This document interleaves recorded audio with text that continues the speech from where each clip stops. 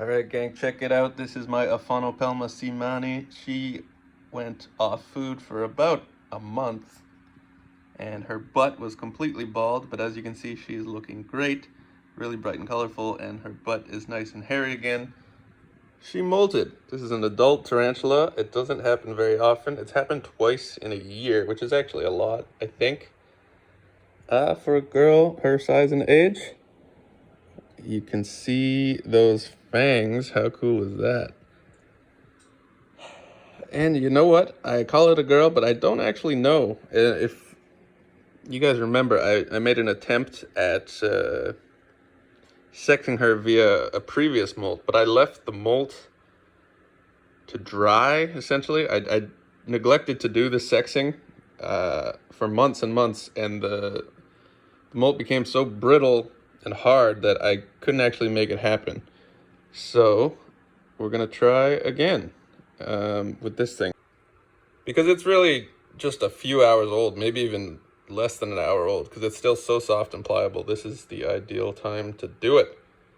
So let's see if we can figure out the sex on this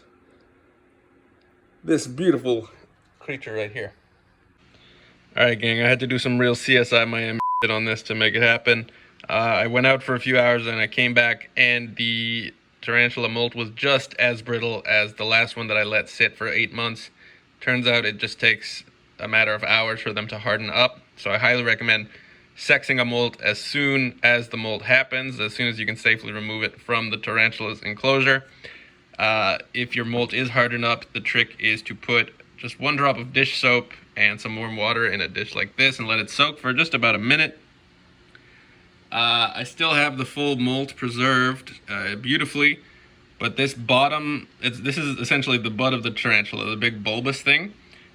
It kind of pops like a balloon, or they slide out of it, and it ends up being like a used condom, and it gets really twisted up a lot of the time, and you have to very carefully untwist it.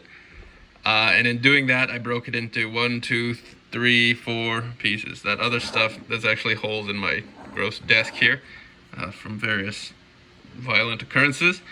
But yeah, I was really feeling depressed because I couldn't even find the structure I'm looking for.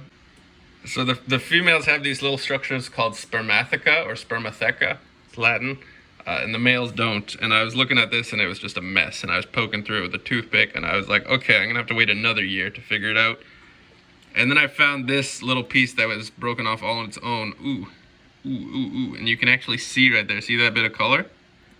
That's it.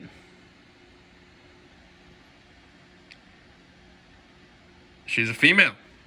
So that is good, that is cool. You know why? Because not only do females breed and give you babies, and therefore are actually worth a little bit more on the market, not that I'm planning to sell this tarantula, they also live a lot longer. They're going to live up to 20 years instead of 6 to 8 years, which is actually pretty long for both sexes. The aphonopelma seemani seems to be a kind of long-lived tarantula species.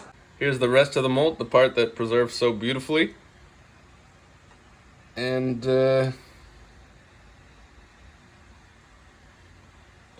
the other thing is that people say that females have better coloration, and even on this old molt, you can see that she's really gorgeous, kind of rusty orange striping on that chocolatey, chestnutty, coconut brown, fuzzy carapace of her. So a very cool spider. Highly recommend them. They're pretty shy, don't put on much of a show in terms of behavior, but they are hardy and obviously really cool. I mean, just look at those fangs.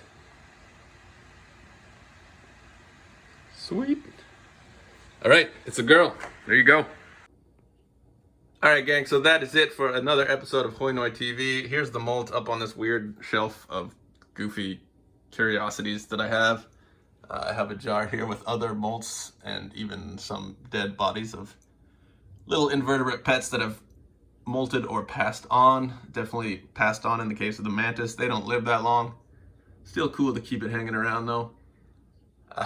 Here's a little soapstone skull that I carved when I thought I might want to get into soapstone. Turns out it is pretty hard and you will stab yourself a lot. And now we have this up here too, although I need to do a bit of dusting.